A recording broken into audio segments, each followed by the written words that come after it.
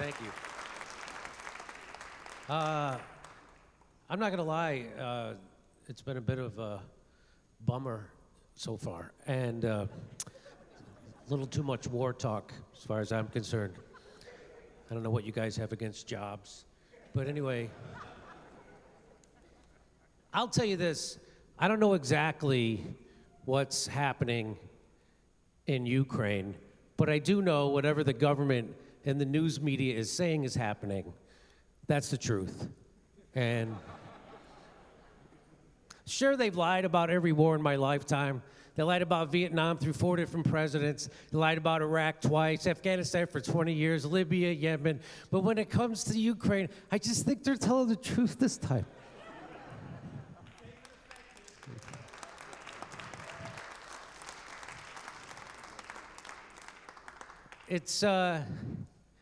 It's amazing that we're ending like every empire ends. We overextend militarily while we hollow out our own country and defund it. It was amazing how they sent $113 billion to Ukraine just like that. Imagine if they wanted to send $10 billion to America, which would, by the way, pay for community colleges for the whole country. That would take a decade or two. That would require town halls, that would require op-eds. Anderson Cooper would have to put on a t-shirt and interview regular people on the street. $10 billion, that's a lot of money. Do you really want your tax dollars going towards college education? But $113 billion out the door, no discussion, to the most corrupt country in all of Europe with no oversight at the blink of an eye. That's how you know it's about helping people.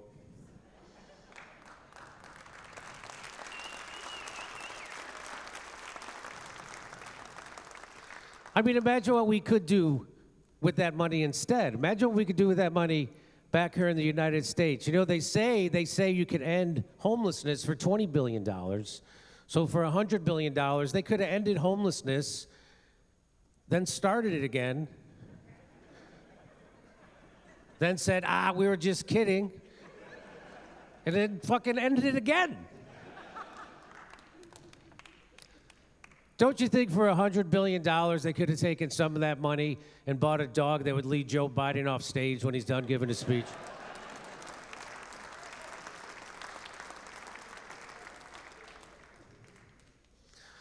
It's weird. I notice every time we do go to war, it's never for what the American people think it is.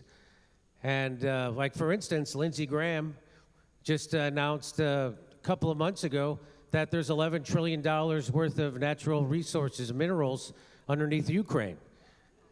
He just blurted it out, like his boyfriend's name on Valentine's Day. And then we find out there's $500 billion worth of gas and oil in Gaza and off the shore. I'm starting to get a little pattern recognition here, and I wonder when the American people will wake up. Well, hopefully people like Jose and Diane can help them wake up, and events like this and voices like yours will do that. And now we're stuck in, people ask me, they say, Jimmy, what do you think is going to happen with Israel-Palestine? And I say, I think it's going to work itself out. And it's kind of unbelievable. I have friends who are Zionists, and they try to get me to go along with the carpet bombing of Gaza. And they say things like this. They say, Jimmy, I know that you support the LGBTQ community. You know who doesn't, Jimmy? Hamas. Hamas doesn't support gay people. What do you say to that? And I say, I guess we should slaughter their children. Yeah. It's tough jokes for tough times. It's amazing how they try to get you to go along with every war. They have to dehumanize the other people that they want to slaughter, right?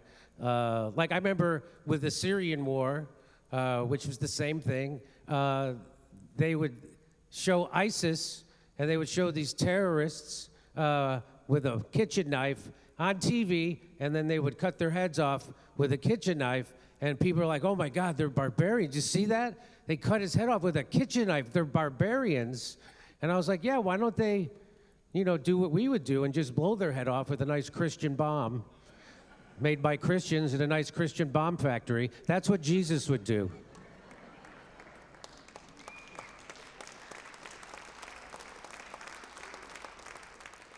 It's kind of amazing to see the arguments that people make for supporting a murderous regime and a genocide in Gaza right now. They'll say things like, Israel is the only democracy in the Middle East. And I'm like, you know why? Because we overthrew all the other fucking democracies so we could steal their oil.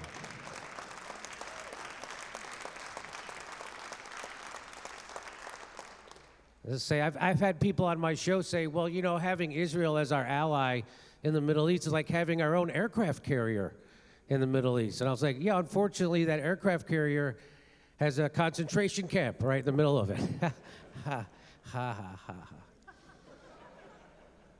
Anyway, I don't want to take up too much more of your time, but I do want to read to you one of my favorite quotes from Eisenhower. And I have to put on my glasses. I'm old now. And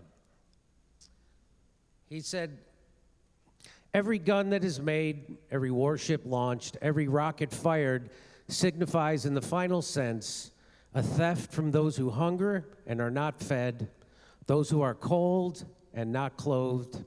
This world in arms is not spending money alone.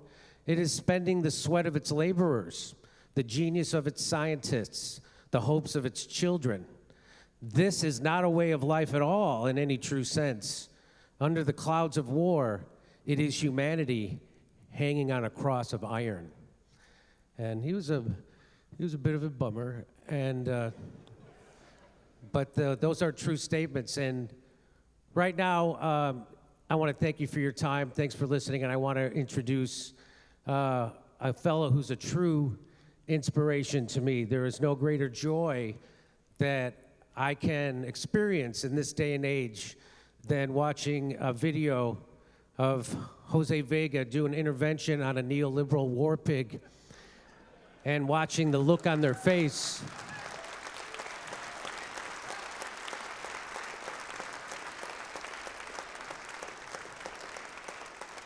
And watching the look on their face when they're confronted by the truth and their own hypocrisy. So I'm going to introduce a man who I refer to as Joe Rogan without a gym membership, the love child of Charo and Michael Tracy's chest hair. Please welcome to the stage, Jose Vega.